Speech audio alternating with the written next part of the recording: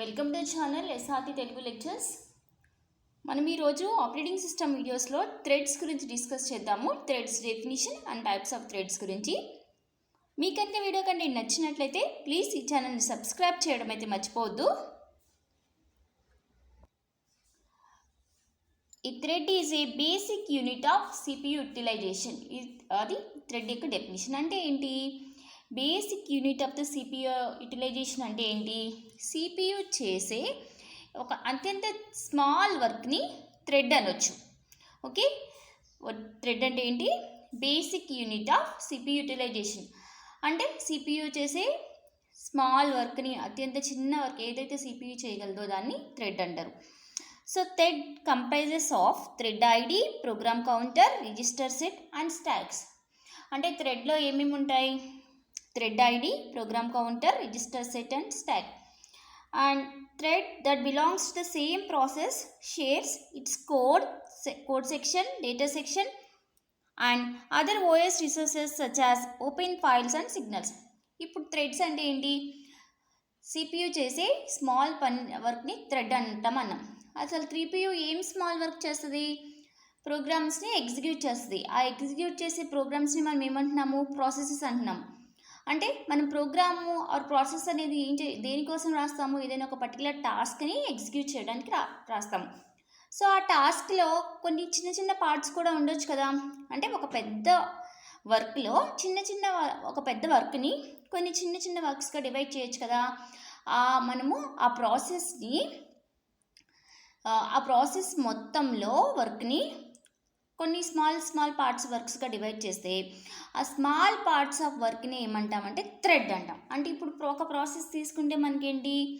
More number of threads ఉండొచ్చు అందులో. So ఒకే ప్రాసెస్కి belong అయిన థ్రెడ్స్ అన్నీ డేటాని, రిసోర్సెస్ని, ఫైల్స్ని అన్నిటిని షేర్ చేసుకుంటాయి అన్నమాట.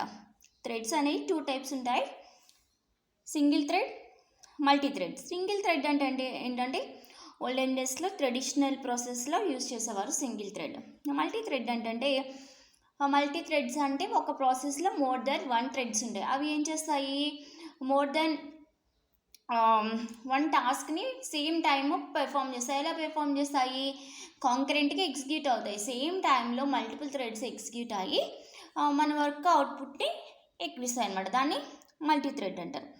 సపోజ్ ఇప్పుడు వర్డ్ ప్రాసెసర్ ప్రోగ్రామ్ ఉంది, దాన్ని అది ఎగ్జిక్యూట్ అవుతుంది అనుకోండి.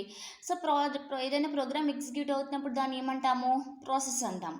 సో ఇప్పుడు వర్డ్ ప్రాసెస్ ఎగ్జిక్యూట్ అవుతుంటే దాంట్లో ఎలాంటి థ్రెడ్స్ ఉండొచ్చు అంటే డిస్ప్లేయింగ్ గ్రాఫిక్స్, స్క్రీన్ మీద గ్రాఫిక్స్ డిస్ప్లే చేయడానికి ఒక థ్రెడ్, అలాగే యూజర్ ఏదైనా కీబోర్డ్ ద్వారా కీ స్ట్రోక్స్ ఇస్తున్నారు అనుకోండి, వాటిని రీడ్ చేయడానికి ఒక థ్రెడ్, లేకపోతే మనకి సపోజ్ ఇప్పుడు MS వర్డ్లో స్పెల్లింగ్ అండ్ గ్రామర్ చెకింగ్ ఉంటుంది కదా, దానికోసం ఒక థ్రెడ్. అంటే ఇప్పుడు ఈ వర్డ్ ప్రాసెసర్ అనేది ఒక సింగిల్ ప్రాసెస్. ఆ ప్రాసెస్లో మల్టిపుల్ థ్రెడ్స్ ఉన్నాయన్నమాట. ఈ మల్టిపుల్ థ్రెడ్స్ ఏం చేస్తాయి?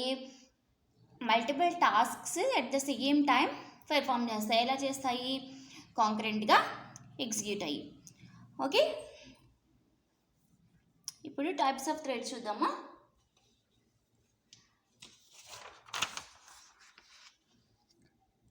సింగిల్ థ్రెడ్, మల్టీ థ్రెడ్ అని చెప్పాం కదా.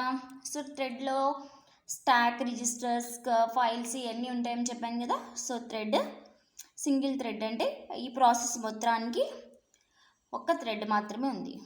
ఇక చూడండి, ఈ ఒక్క ప్రాసెస్కి 3 థ్రెడ్స్ ఉన్నాయి. అందుకని దీన్ని మల్టీ థ్రెడ్ ప్రాసెస్ అంటామని. ఇదేమో సింగిల్ థ్రెడ్ ప్రాసెస్. ప్రతి ప్రాసెస్కి ప్రతి థ్రెడ్కి కోడ్, రిజిస్టరు, స్టాక్ అన్నీ ఉంటాయి.